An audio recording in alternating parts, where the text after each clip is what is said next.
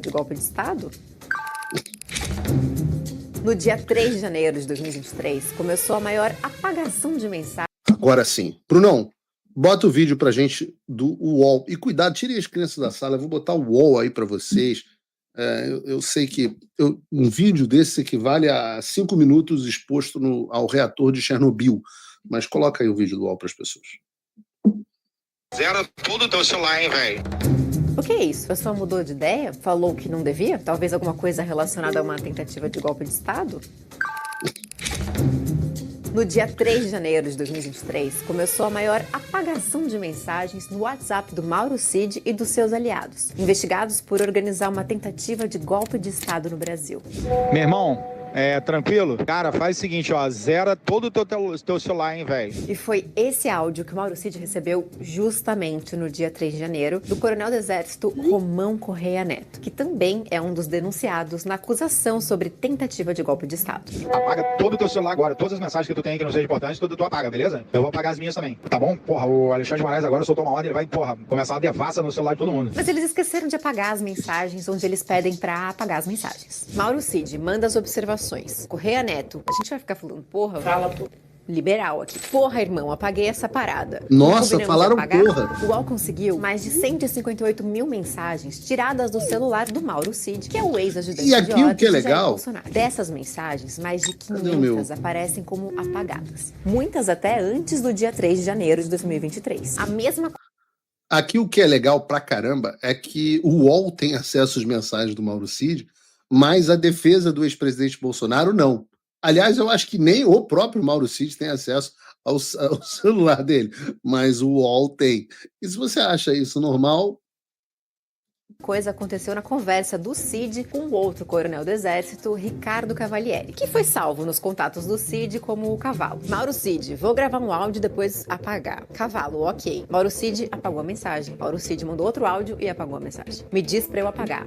O UOL viu que 127 mensagens foram enviadas pelo Cid e depois apagadas. Além disso, tinham 13 mensagens que pediam pra sair do WhatsApp e ir pro Signal, que é um outro app teoricamente mais seguro, como aconteceu nessa conversa com o general Braga Neto, em 1º de fevereiro de 2023. Te liguei no Signal para saber notícias. O UOL entrou em contato com a defesa de Correia Neto, que informou que só se manifestaria nos autos. A defesa do Mauro Cid disse que não vai se manifestar sobre os diálogos porque não teve acesso ao conteúdo integral do aparelho celular. E a defesa... de fato, o Cid não teve acesso às defesas ao conteúdo do celular. do general Braga Neto não respondeu. Mas as mensagens do WhatsApp continuam. Tipo, o áudio que o Bolsonaro enviou lá dos Estados Unidos. O próprio Cid falando mal da Michelle Bolsonaro. Uma mensagem desesperada do bolsonarista Paulo Figueiredo no dia 8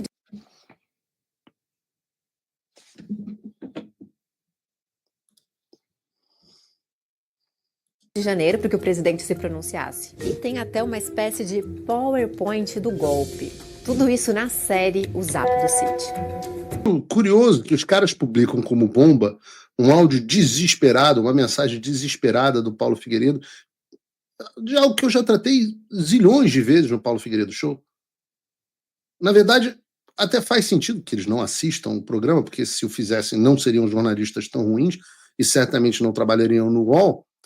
Mas é claro que eu me comunicava com o Mauro Cid. E claro que eu falei com o Mauro Cid no dia 8 de janeiro. Só que o conteúdo das minhas mensagens para o Mauro Cid não é nada diferente do que eu já disse publicamente na Jovem Pan no próprio dia. A primeira coisa que vocês podem ver é que não existe uma persona Paulo Figueiredo. Paulo Figueiredo não é um personagem. Sou eu mesmo. Paulo Figueiredo é isso que vocês estão vendo aqui agora mesmo. O Paulo Figueiredo que vocês veem pessoalmente é o Paulo Figueiredo que vocês veem nos bastidores. Se vocês saírem para jantar com o Paulo Figueiredo vai ser o mesmo. Não tem um personagem. Né? O Carl Jung diz que é isso, né? Maturidade é quando você integra o seu eu, as suas personas, as suas sombras, e é basicamente isso que eu procurei fazer a minha vida toda. Então, o que vocês estão vendo aqui é a única pessoa, meu comentário para vocês é o mesmo comentário que eu faço nos bastidores.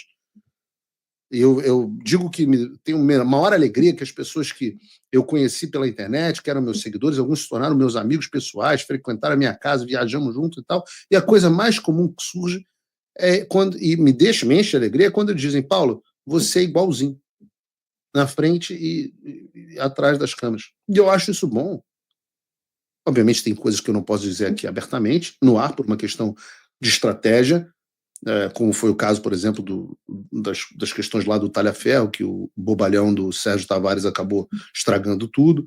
Né? Tem casos onde você tem que respeitar o sigilo da fonte, né? Que é sagrado.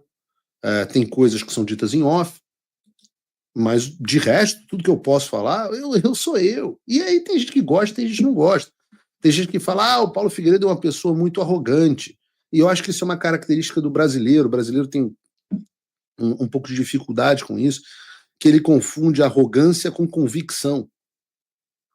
E não existe liderança sem convicção. É uma coisa do Brasil, brasileiro.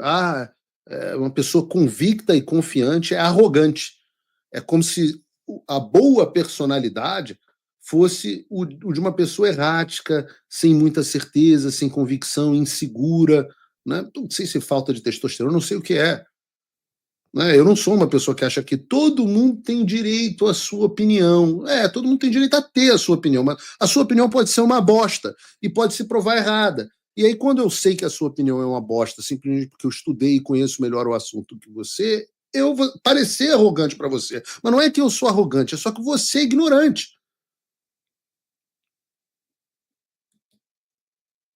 E graças a Deus eu me cerco de boas pessoas para fazer as minhas análises com muito cuidado. Então, seja como for, se você gosta de mim ou não, o que eu falo no ar, UOL, o que eu falava na Jovem Pan e o que eu falava para o Mauro Cid e para o presidente Bolsonaro eram a mesma coisa. Não existe um presidente, um Paulo Figueiredo que elogia o Bolsonaro nos bastidores, puxa o saco dele, e aí no programa critica o presidente.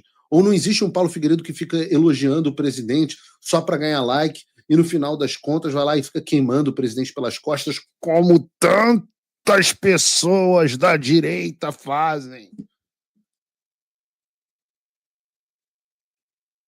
Não existe. De vez em quando eu falo o que eu acho que tem que falar, a realidade é dolorosa. Então, quando vem à tona os meus diálogos com o Cid, que era uma das minhas fontes, é óbvio, o cara estava do lado do presidente Bolsonaro, ajudante de ordem dele, conversava muito com o Mauro Cid. E acho, inclusive, que ele é uma pessoa extremamente injustiçada nesse processo todo, passou por um perrengue que é duro de aguentar. Não sei por que Baralhos não apagou todas as porras das mensagens. Não sei por que Baralhos não estava falando no Signal desde o início. Essas porra de FEC brasileiro que eu não sei explicar. Mas muitas vezes era mais fácil acessar o presidente Bolsonaro via Mauro Cid do que acessando o próprio presidente. Então, essa que aparece cortada, das mensagens que apareceram me mencionando, essa que aparece cortada no vídeo, em que eu digo ao Cid, o mesmo que eu já havia dito privadamente para o Bolsonaro. Volto a dizer, fui o primeiro a entrar no ar no 8 de janeiro para falar que quem estava na rua estava tomando uma decisão estúpida e que seria um desastre para a gente.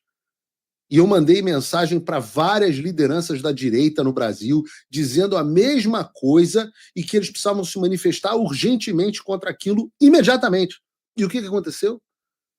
Praticamente todos os políticos, quando viram o que estava acontecendo, ficaram emocionados com a revolta popular, acharam que aquilo era o povo dando uma resposta e fazendo alguma coisa. E por isso muitas lideranças de direita, pessoas muito bem votadas, pessoas famosas, bons comunicadores, viram o 8 de janeiro na hora como algo positivo e optaram por ficar calados. Não dá para culpar esse pessoal porque, de novo, a nossa classe política não é a classe mais estudada do mundo. E também porque eu tenho uma vantagem em relação à classe política e à maioria dos analistas políticos brasileiros. A vantagem é que eu acompanho muito a política americana.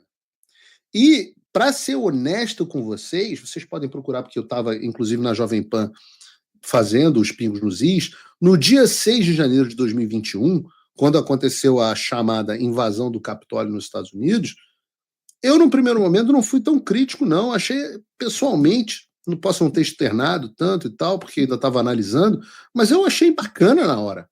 A revolta do povo contra o roubo das eleições, que hoje em dia são absolutamente inquestionáveis, das eleições de 2020 foram roubadas nos Estados Unidos, e o povo se revoltou contra isso.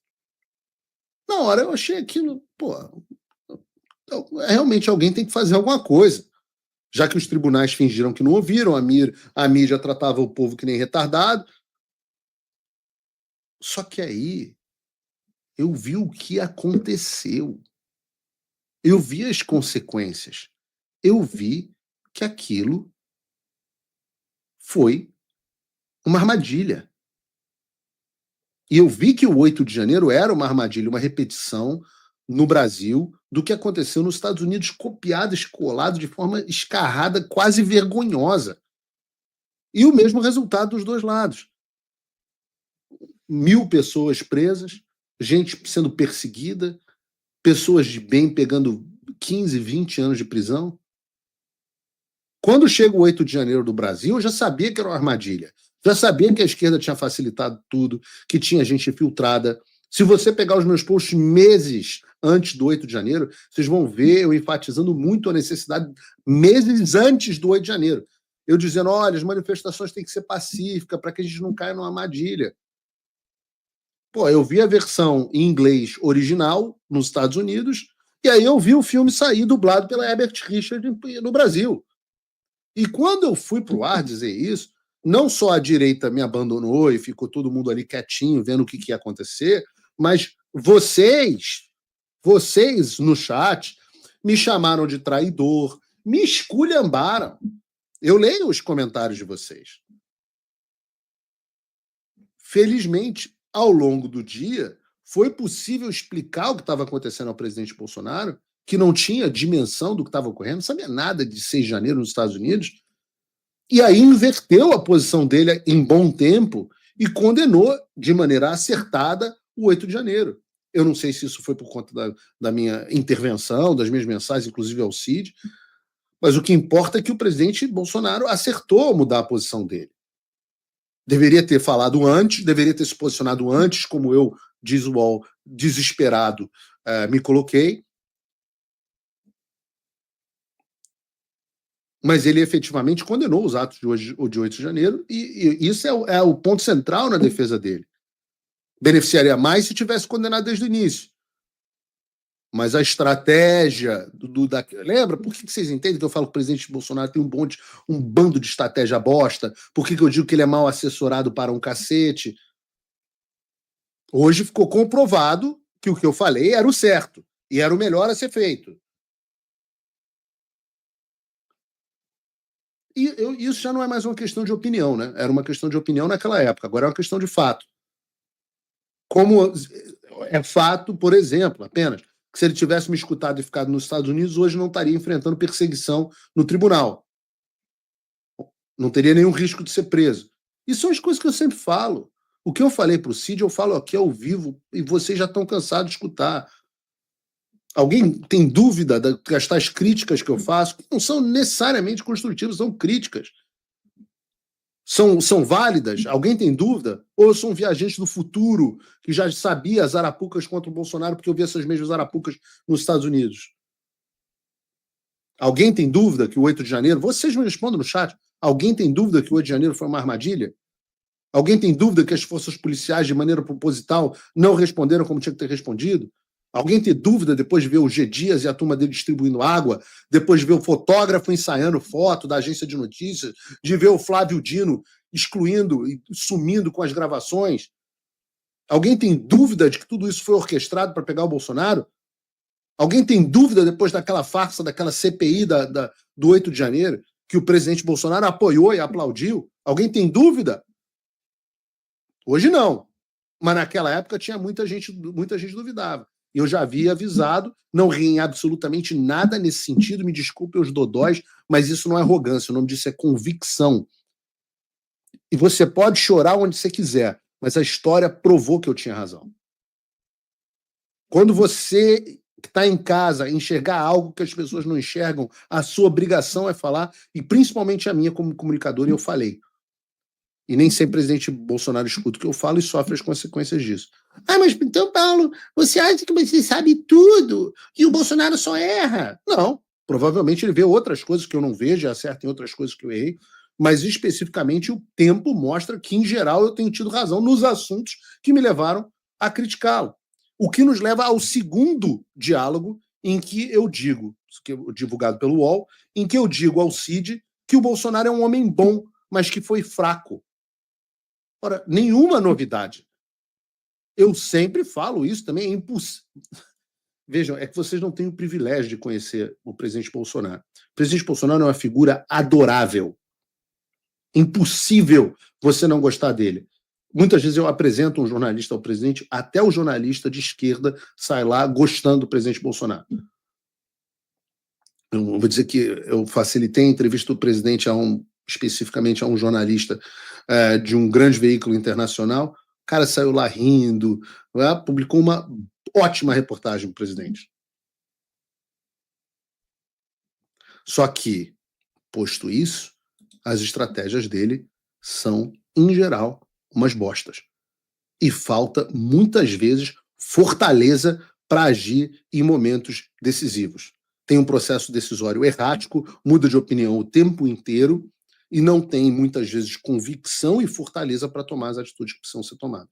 E eu já falei isso publicamente, inclusive tem uma turma enchendo o saco dizendo que eu tinha que fazer as críticas no privado, mas entendam o seguinte: eu sou um jornalista, eu não sou um político do grupo do Bolsonaro. Eu não sou, de fato, um bolsonarista. Eu sou um jornalista que gosta do presidente Bolsonaro e vota no presidente Bolsonaro. Mas no momento em que eu aceitar um cargo no governo, ao mesmo tempo eu fico proibido de criticar o Bolsonaro publicamente, e já disse isso aqui várias vezes a vocês, se você é um político do grupo político do Bolsonaro, você deve, por hierarquia, fidelidade e não deve ficar fazendo críticas públicas ao presidente. Ao mesmo tempo, seria impossível fazer o meu papel de jornalista, de analista político, sem ter a liberdade para criticar abertamente quem eu queira. Porque aí eu não consigo exercer minha função de jornalista ou de analista político. Outro dia um político, amigo meu, que eu gosto muito, me ligou e falou: poxa, Paulo, você falou que eu não tenho chance na tal e tal eleição no ar, fiquei chateado. Eu falei: mas eu disse isso para você. Eu digo isso para você. Eu digo que você está fazendo um cálculo político errado. Como é que eu não vou comentar no ar? Eu sou pago para isso, essa é a minha função. No caso do presidente Bolsonaro, a gente tem um enorme alinhamento de interesse, mas não tem uma subordinação. E eu não sou escravo do like, da plateia, do apoio. Quem quiser apoiar, faz porque gosta do meu trabalho, não porque eu apoio o presidente Bolsonaro. Por isso que eu já falei inúmeras vezes, não é que o presidente Bolsonaro seja fraco o tempo todo, mas há vários momentos em que o presidente foi fraco. Veja, só aqui da minha cabeça, a nomeação do Ramagem para a Polícia Federal, que foi derrubada pelo Alexandre. Ele já falou sobre isso, e eu insisto, agiu de forma fraca.